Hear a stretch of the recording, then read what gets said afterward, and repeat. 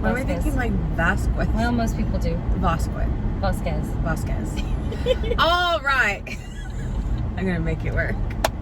Hey everyone, welcome to another episode of Driven. I'm Angela Kreig, and I'm with Cara Vasquez with the Flower Shop Bakery, owner of the Flower Shop Bakery that is that Highland Village or Flower Mound? We're Flower Mound. Okay, yeah, it's just kind of it's a intersection. You could throw a rock. You really can. Yeah. So, okay, are you living out your dream? I mean, did you want to be a baker when you were a young gal? I've always loved to bake. I didn't know right out of high school what I wanted to do. Tried college, just traditional college to start with, and hated it. Just not for me. And my mom actually is the one who suggested. She used to be a home ec teacher, so we grew up baking and cooking and sewing and all kinds of things. Mm-hmm. And she knew how much I loved to bake, and so she suggested culinary school. So at 19, I guess, I decided to go to culinary school, and best decision I ever made, and have been now baking professionally for 20 years. That's incredible. And your shop has been open in this area for 10 years. 10 years. So we just celebrated. Tell me, before that, where were you? I was at a restaurant in Dallas, started as a baker in culinary school, ultimately grew to become their bakery manager. When I left, when I started, it was just one restaurant. That company grew, and I was managing 3 different locations, all their bakeries, by the time I left 10 years later. So I worked for them for 10 years and had a couple of odd jobs, and, doing other things in kitchens, but for the most part was with them for 10 straight years as their bakery manager, pastry chef.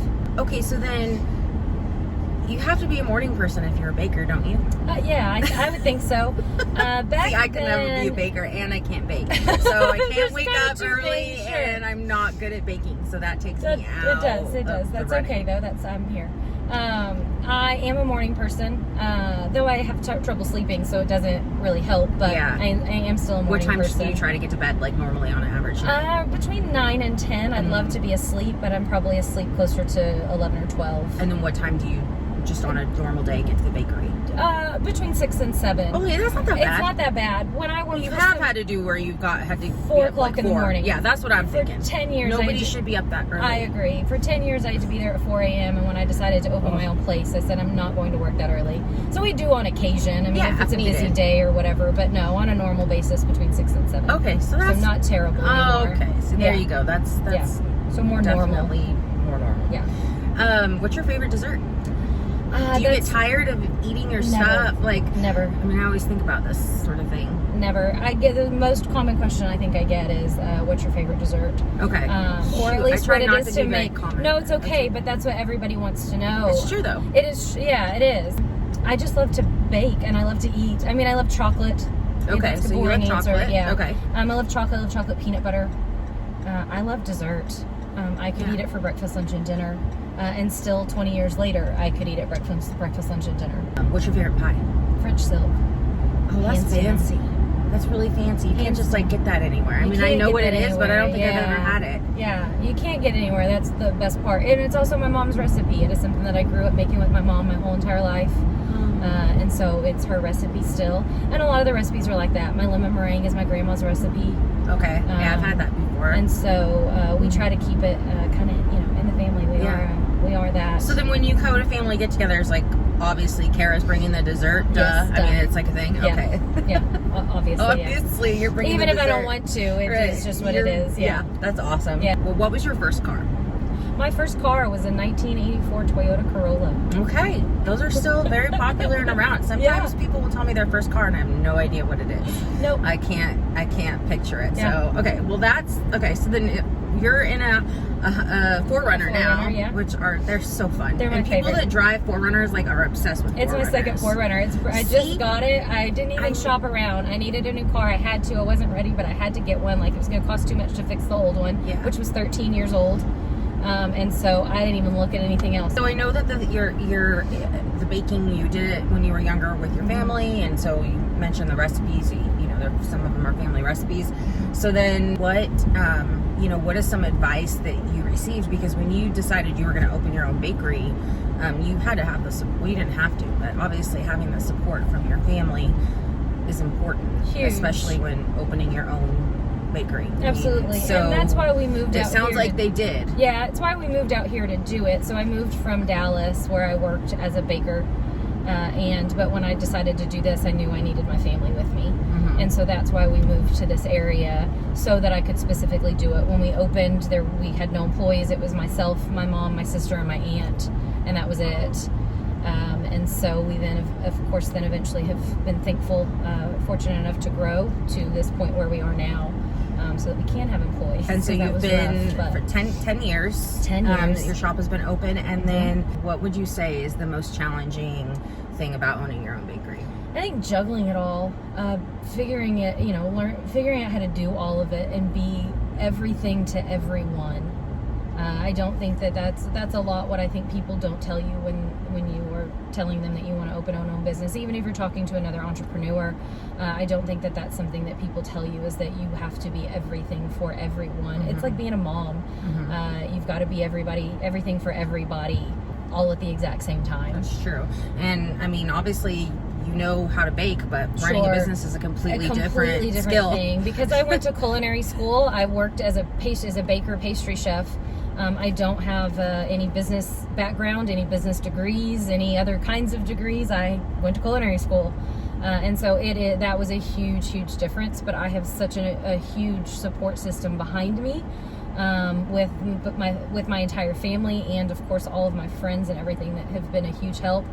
Being that I've been in the business as long as I have, and worked for entrepreneurs, small business owners before this, I know a lot of restaurant owners and bar owners, and that's who my friends are. My friends are in this business as well. And so I have a lot of them. I have a lot of people to ask. I have a lot of support from people that have been there before me. And so they've been a huge asset and to our success. What do you never get tired of? Baking.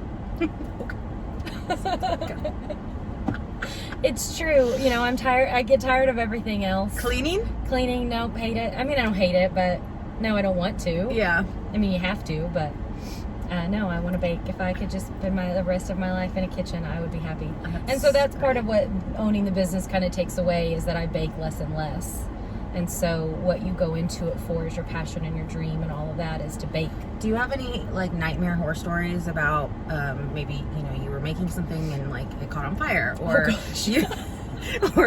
or a cake fell apart right before it was going to a wedding, or right? I mean, not that huge of a disaster. I mean, sure, we've burnt things, I've spilled things. I remember one year for Thanksgiving we made pumpkin pie in a huge, a vat. You can't even imagine. I don't even know. Probably made hundreds of pumpkin pie fillings, and it was on a rolling bowl that she was pushing across. And it wasn't even me, but she was pushing it across the kitchen, and it dumped over, and it went everywhere. I have a picture of it, and then we just have to mop it up and start all over.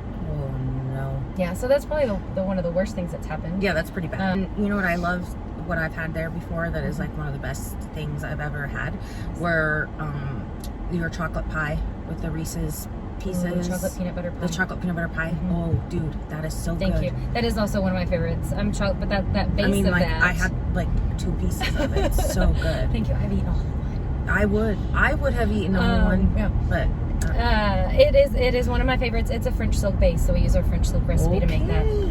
So yeah, it's amazing. Thank you. Yeah, I appreciate that. Who would you say has had the biggest impact on you in your life as a business owner?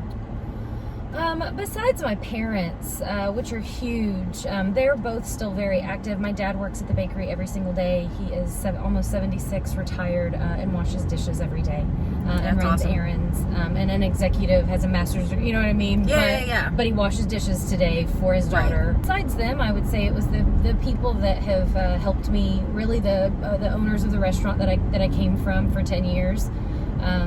Watching them work every day, watching them grow every day, made a huge impact on me and made me want to have what they have. And so I would say, other than my parents, I would say them, which they don't know that, so I'll send this video to them. Oh, nice. Can you say is the restaurant still around? Oh, of course, it's Breadwinners. Absolutely, I can that's say a huge it. restaurant. It's a huge restaurant. Yeah. Oh my gosh. I worked at Breadwinners for 2 years. Yeah. So then, what drives you every day to do what you do? I love it. I genuinely love it. You do, obviously. I really, You love what, really yeah. do. I just want to be in the kitchen. I just want to bake.